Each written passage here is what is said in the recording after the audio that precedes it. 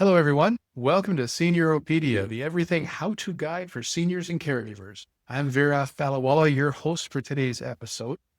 Now, SeniorOpedia is going to have topics, whether already done or in the future, that apply universally, such as diabetes is diabetes, no matter where in the world you are. However, we are going to be also covering topics that are geography specific, especially when it comes to financial and legal. There's going to be some geographical variations that happen, especially things like Canada versus the US. So recently we did an episode on IPPs, individual pension plans, which is a tax program in Canada. It doesn't apply necessarily in the US. However, there is something similar in the US. And whenever we do something that's Canada specific, for example, we also want to do something that is American specific, that is similar in nature or the equivalent or even better. And that's for our American audience in our podcast. So today we have with us Rick Salmeron, who is a certified financial planner, a CFP, among other designations as well, to talk about cash balance plans in the U.S. Welcome, Rick. Thank How are you. you? I am powerful, courageous, and joyful. Thank you for asking. Nice to hear. Now, Rick, I grew up in Canada, but I worked in the U.S. for quite some time, and I also have a U.S. business. But I've never heard of a cash balance plan. Am I kind of the only one that operates out of blinders, or is this something that's like a well-kept national No, secret? I wouldn't say it's a well-kept natural secret, although I would say that it's really a rare find because it's a really unique shoe size that fits a particular foot. All right. So cash balance plans, I would not call them as low-hanging fruit of the retirement plan tree spectrum, especially with, I would say, my age. I'm 61 years old, and even people even younger than myself. When we grew up, we really had no idea about any potential defined benefit plan like the cash balance plan.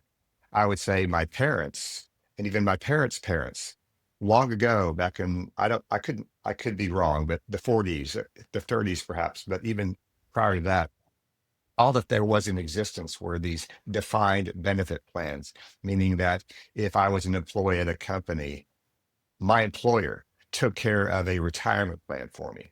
They had a set income that I could count on after I retired. They were responsible for it. They took care of it, not me. It was not on my shoulders, on my employer's shoulders. So it was my employer's duty to set aside whatever money it required over the stretch of time that I was employed there to give me my promised pension. This was, again, 100 years ago, maybe even longer. But those plans became very tedious, very expensive, especially for the employers. We lived longer, our health got better. So our employers back in the Mhm. 40s were scratching their chin thinking, on average, our actuaries say an average lifespan is in the late 60s, early 70s tops. So therefore, the financial obligation that we have as an employer to our employees is manageable. It's not impossible, but it's manageable. But as time went on, our lifespans became longer, health became longer, and now the burden of these defined benefit plans became harder and more severe. So a defined benefit plan back then was the popular thing. It became less and less and less popular for the economic reasons and the business reasons. These were not plans that were required, broad spectrum. These were plans that were offered up as a benefit by choice by the employers. So as time went on, defined benefit plans like today, cash balance plan or an IPP in Canada, perhaps, they started to not disappear, but fade. They fade pretty fast. And they were replaced by what are called defined contribution plans, where we're not defining the benefit at the end of some rainbow. We're defining the contribution. Now the employers are putting the responsibility on the employee, the person, the individual. A defined contribution plan, the tables turn. The employee, the person now is in charge of making the contribution. No idea what that series of contributions over time will accumulate. all we know and all we have to work with is here's how much you can put away up to certain limits, and whatever happens, happens. So defined contribution plans come full circle with your original question. Defined contribution plans for my generation, generations earlier, this is still the most popular choice for a retirement plan. That doesn't mean defined benefit plans are gone. They're not. There are some employers, like perhaps in the government or whatever, that still Yes. have those Yes. perks. The security system with the federal government of the United States is an example of a defined benefit plan. We're defined an income stream at a particular age when we choose. So, and then there's still some of these old age pension plans that are still alive and still in effect today. But like I said earlier, it's a rare find. And so where does this cash balance plan come in? Don't ask me why they call it cash balance. I don't know. But the important thing is that a cash balance plan is an example of, I would say, today's defined benefit plan. And the defined benefit plan for the individual or the small business owner, you don't need to be a large behemoth corporation to establish a cash balance plan. You can be a solopreneur. You can be an employer with 3 employees or 5 or 10 or so on. So cash balance plans are frankly a way to supercharge an individual's retirement asset for their personal retirement. And the reason that is because it's usually the sweet spot is for an individual who's in their, say, 50-year-old to, I would say, 62, maybe 65, that type of range. That person, say, is very successful. They spent all of their time and energy and effort on building their business and building it up to a certain stage, but every single dollar and penny has gone towards building up that business. And now they're really starting to climb the mountain. In fact, maybe they're on top of the mountain and they're starting to really feel the success that they built with this entrepreneurship of them, and their revenue is strong. But now he or she is looking around and, you know what, this is the only asset that I have, which is great. It's a great asset, but I'm thinking about my retirement now. Yes, I can sell my business, and that's a tremendous slice of the pie. But is there another way that I can be utilizing cash flow, that I can be utilizing tax deductible contributions at a very large scale to build up another asset so that my retirement pot of gold can be so strong I can retire like a king or a queen? And that's where a cash balance plan can fit in. So is it for anybody, or is it just for the business owners, the professionals like doctors and lawyers, et cetera? Yeah, it can be for anybody. However, that anybody has to really fit a certain criteria because of the Which are mandatory requirements of a cash balance plan. They're pretty strict. A person can establish a cash balance plan and literally put aside hundreds of thousands of dollars in 1 year on a tax deductible basis, year in and year out, because we're defining a benefit. As an example, let's say I'm 55 years old. I'm a business owner. I have 5 employees. I have no retirement plan. I'm making really good income. And now I'm looking for a place to sock away some money, and B, a place to get some tax deductions at the same time. And I see the defined contribution space. I see the IRAs. I see the 401ks. And those are nice. But you know, the maximum I can put away these days in, say, a 401k is in the $30,000 a year range, which is better than nothing.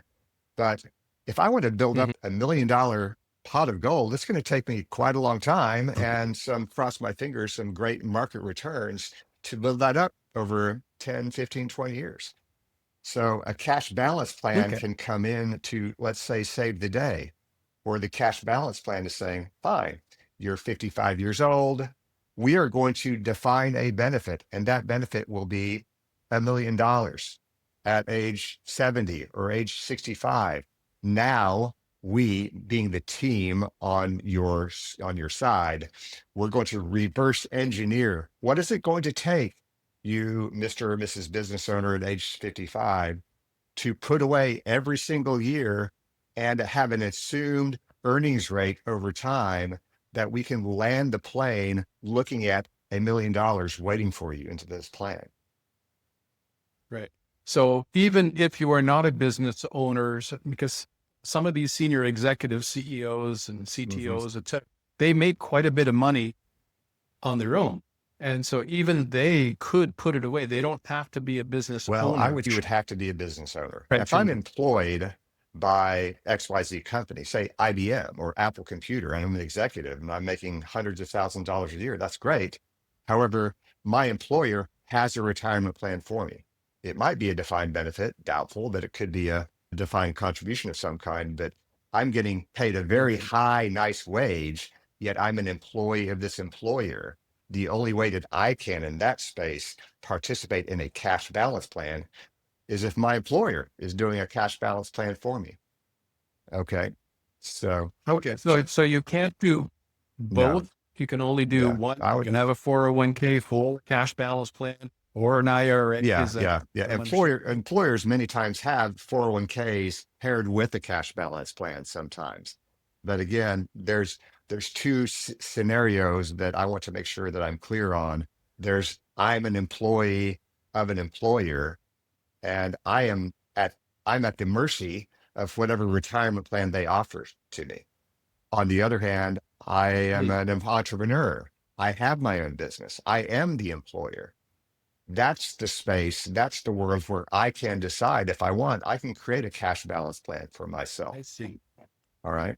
And that's really advantageous for that person, not so much for the employee. The employee, an employer is frankly, this is a tax planning conversation right now, but they're really kind of limited on what they can do for their personal taxes and also their personal retirement. But when it comes to the self-employed business owner, the options can be very widespread. So is this something that somebody can do on their own, or do they require professional help to put it all Yes, it's together? really recommended professional help. This is, as I said earlier, this is not the low-hanging fruit on the tree where it's easy just to pick it off the tree and carry it on yourself. These are complicated plans. These require filing a tax return every single year. It requires an actuarial calculation to see from day one to every single year, are we on target to reach that $1 million pot of gold that's defined in the plan of the benefit that you're expected to receive at age 65? If there are other employees involved, there needs to be a calculation of how much contribution go towards those other employees, because a cash balance plan must include all eligible employees. It cannot be something that I can just carve out for myself as a business owner and exclude all of the rest of my employees. Okay. So that's also very important. So like I said, it's a shoe size that fits a particular foot. When the fit is there, it's great. But if it's not there, it can really be a painful experience. So unlike in Canada where you set it up well, not yourself, but you seek professional help, but it's for you, whether you're an employer or not, it's not applied across the board to all the No. employees that you might Okay. have working for Okay. you. Yeah. It would be applied to all employees involved of a company in this case in the United States for sure. And that kind of goes down to, this is not by any means a requirement, but you can imagine how this would be a better fit if I am a business owner and I only have one employee or two or three, or not a lot, or maybe it's just me. It's that smaller population of employees that really tends to be a better fit because it becomes less complex. There's less obligations from the employer, the small business owner standpoint of making contributions to not only themselves, but also everyone else. Okay. When you're talking about an employer who's got a small business owner who has 50 employees or 100 employees, it's perfectly fine, but it really becomes Mhm. financially very cumbersome to the employer because they must include everyone at some level. Everyone will enjoy some kind of defined benefit. It's one and all is how it goes with the cash balance plan. And so what happens if the markets either tank or take Yeah. off Hmm. for the investments that you have Yeah. in there? I'm presuming that you could individual stocks and things. You're Hmm. selecting what you want in Yes. there. Hmm. Yes. Good question. Yes. When the plan is funded day one, but every single year up to the end game, the end point. Like I said, there's a let's press pause and assess. How are we doing? Are we on target? The money inside the cash balance plan meant for everyone. Is it on target for that end of the rainbow, say hypothetical $1 million, if that's what we're shooting for? Was it invested in a great way that, gosh, it grew even more than what we thought? So if that's the case, that can be seen as good news because that obligation, that year's obligation of contribution, it's probably going to be less. So that could be good news to the employer. On the other hand, the market tanked. There was another mini Great Depression and the markets fall by 40%. And therefore the cash balance plan assets fall by 40%, as an example. That means, Like yeah, like 2008, when 2008. It things. happened once, it can happen again.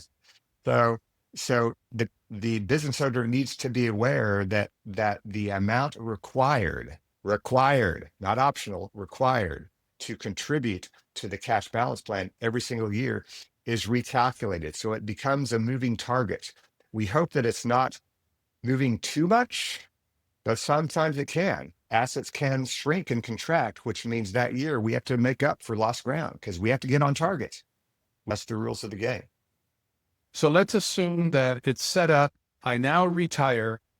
I can start pulling out of Mhm. this plan, but as I am doing so, as another year or two goes by, at that point, tanks, my employer no longer has an obligation to contribute to it. Right. At What the end of the happens? cash balance plan, say the business, we're done. I'm at age 65. We've accomplished the mission.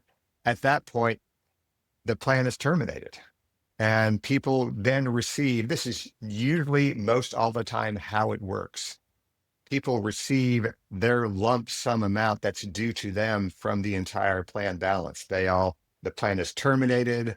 Me as the business owner, I receive my amount. I get to put it into my own individual retirement account. All of the other participating employees, their vested balance, same thing. Those amounts will be different than mine. Everyone's will be different to some amount, but when the plan terminates, Yeah. the money is split up into the even pieces that they're supposed to go to the individuals, and everyone carries on with their own slice of this pie and does with it as they wish. And now it becomes my responsibility Yeah, thereafter to maintain it, yeah, manage yeah. it, Now etc. it's a different world. Now And it's entered into the IRA world or the some other kind of world, but it's up to that person now to handle. Do I start taking money out now? Do I have to? Should I? And so on. Those kind of personal finance questions then to enter into play. so when it's terminated, there's a full distribution of all the monies that are in there to each and every participating employee. That's Is that correct. correct? And that goes into their individual IRAs. And then from there, it's up to them to kind of manage it and go from Exactly. there.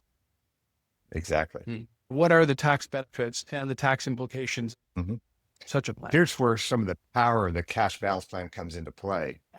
Whereas in that defined contribution world of IRAs, simple IRAs, 401ks, profit sharing plans, there's a limit to how much a person can contribute into those. It can be as high as 30-ish thousand dollars these days. So, which is not bad. However, for many people, that can be very frustrating. The cash balance plan can be potentially much, much higher. It can be in the hundreds of thousands of dollars every single year. Both are tax deductible, a defined contribution or a cash balance plan. But with a cash balance plan, if I can put away $350,000 into my cash balance plan because the situation calls for that, every dollar is tax deductible. It's incredible. It's hard to believe to some. I didn't know that. I thought that I could only put away $8,000 in an IRA or $30,000 in a 401k. That's all true. But those are the rules of the game with those defined contribution plans. Not the case with the cash balance. So every contribution that goes into, yes, the business owner, but also the other participating employees is 100% tax deductible every single year. The money is invested in a manner, and that is the responsibility of the employer That doesn't mean that they have to themselves flip on an E-Trade account or something like that and start investing the money. Usually they hire an investment advisor to handle that part. But that money, yes, is invested, and any kind of earnings or growth of those is also tax deferred. So as the money goes in, tax deductible, and as it grows, tax deferred. Okay. You had a question, I think. I was just confused about Hmm. something here. If the employer is the one who's setting up the plan and making the contributions to Yes. the plan, so that way it's sort of even for everybody that's participating, how does that tie in with an individual who is capable of putting in that extra 100? I can't imagine that an employer is going to put hundreds of thousands of dollars towards individual people's plans. An individual can receive $100,000 hypothetically only if they're a participant in a cash balance plan and the actuarial numbers require that that person receive $100,000 that year. And 99% of the time, that person is the business owner, because the business owner is earning the highest wage. They are the older in the employee census list. So there's not as much time for that individual to reach the $1 million amount in 10 years time, hypothetically. Okay. Does that make sense? Sort of. Again, it sounds like it's a universal plan for all the employees. There's X amount of Mhm. dollars that are contributed Yeah. in, but the way you're describing it, it sounds like each person may be able to contribute different amounts No, each person, from their own no, pocket. not from their own pocket. It's completely employer contribution. So a cash balance plan by itself, an employer is writing the check. It's like one check, but that one check is being allocated in their appropriate amounts to all the active participants, the business owner and his or her employee or employees. Okay. So if, say, Okay. So $200,000, if it's allocated yes, proportionately, I'm presuming you're correct, saying, correct. okay, is there a calculation as to how much? Exactly. There's a calculation as to how much. So, as an example, year number one, business owner makes a $200,000 contribution into his or her cash balance plan. That, that if business owner has 5 employees, including him or herself, of the $200,000, it could be that 150,000 of that goes to the business owner, and the other remaining 50 is spread across the other 4 remaining employees, obviously in smaller amounts. But that one amount goes to all of the participating employees. And every contribution is, again, this $200,000, a tax deductible contribution. It goes to the business owner in a larger chunk, and smaller chunks to the other 4 participating employees. And this happens every single So year. each of those other participating employees also get the tax Yeah, deferral on that yeah. amount. If I'm one of those 4 Okay. employees, all I have to do is show up to work. My boss created this plan for my benefit. This is great. How generous of him or her. All I have to do is do my job. And the next thing I know, I'm receiving this contribution, almost feeling out of the sky, because it's not coming from my pocket, it's coming from my employer's pocket into my cash balance plan account. That's kind of nice. I don't get taxed on that at that moment. It's being invested in a manner that I don't control. My employer is taking care of that. But gosh, I can see it on my statement. It's growing. So that's kind of cool. That growth is not taxed to me either. Does that mean that if I got an inheritance or something of that nature and I come into some extra cash, that I can give that to my employer to put into this No, and then reallocate no, differently no, between the no. employees? If you receive an inheritance from some uncle, some external personal event, great. Congratulations. You won the lottery. Great. Wonderful. Congratulations.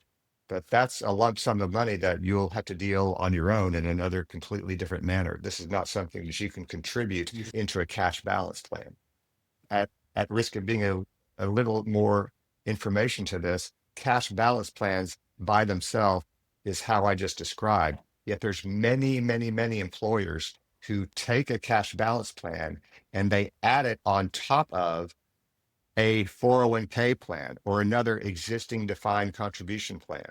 All right. So many times both of these are going on at the same time.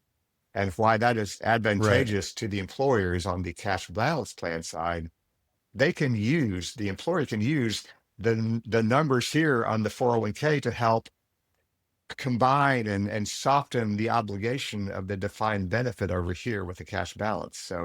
There's so in that example, I as the employee, I'm participating in the 401k, not the cash balance, but I'm doing the 401k. But I've also got this cash balance account going on in tandem of that. All right. So I had to throw that out there. Well, it sounds very Yeah. complicated to me, I know. kind of simple, gone over my head a little I bit know. here, but obviously there is a strategy there that helps people who are in certain situations Yeah. save more for their Yeah. It's really, retirement.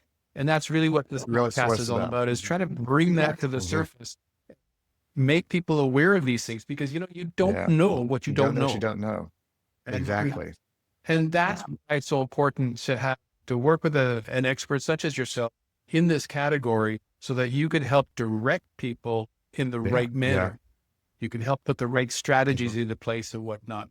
From a planning standpoint, do you have to plan this really far in advance, or is it just like 10 years before you retire? Or Well, what are you thinking? it's really best for the person who finds themselves, gosh, I need to make up for some lost ground here.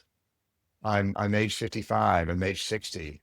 I spent all this time on the business or on the family, on the kids. I completely forgot about this part of my life. Yeah. The normal options of the IRA and even this 401k, okay, fine, but it's just not going to be enough. I need to do something more than that. So this is where a cash balance can Agreed. really come into play, because I can not only put away $30,000, I can put away 100,000 as the business owner, as the employer. I can put away that much into this plan going to me, because that's how the numbers work. That's how the actuarial calculations work out. So we're using the Hmm. power and the benefit of the, no pun intended, defined benefit of a cash balance to really supercharge a person's retirement asset. There's one thing to drive a car when you're driving towards saving for your retirement, and that can be done through the standard defined contribution ways. But it's another way to really put on a rocket ship engine on a SpaceX rocket and do it in a very, very fast way using a cash balance plan, Right. if the fit is right. And then primarily, if you're a small business owner, mid-sized business owner, Mhm. that's where this is going to apply the Yes, most, I would yes, think. exactly. And with good cash Okay. flow, because it is an obligation. This is the biggest turnoff of cash balance plans. You can't just, oh, this sounds great. Let me do it this year. And then next year comes around, I just don't feel like doing it this year. Can't be done. So once you've made it Yes, happen, you've got to be committed it's to do it it is a every year. commitment. It is a commitment. Right. Otherwise, the IRS, the government's going to say, wait a minute, you just did this for this 1 year thing, didn't you?